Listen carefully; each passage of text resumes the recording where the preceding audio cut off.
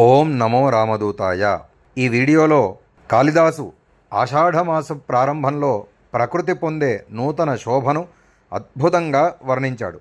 విరహంతో బాధపడుతున్న యక్షుడు మొదటి వర్షపు మేఘాన్ని చూసి తన ప్రియురాలికి సందేశం పంపాలనే ఆశతో దానిని దూతగా ఎంచుకుంటాడు.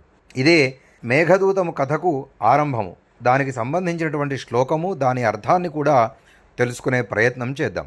ఆషాఢస్య ప్రథమ దివసే మేఘమాశ్లిష్టసానుం వప్రక్రీడా పరిణతగజ ప్రేక్షణీయం దదర్శ ప్రత్యాసన్నే నభసి దయితా జీవితాలంబనార్థీ జీమూతేన స్వకుశలమయీం హారయిష్యన్ ప్రవృత్తిం.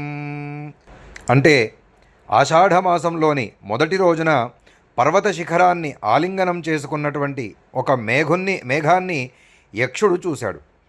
ఆ మేఘము ఒడ్డున మట్టిగుట్టలతో అంటుకుంటున్న భారీ ఏనుగులా ఎంతో అందంగా కనిపించింది.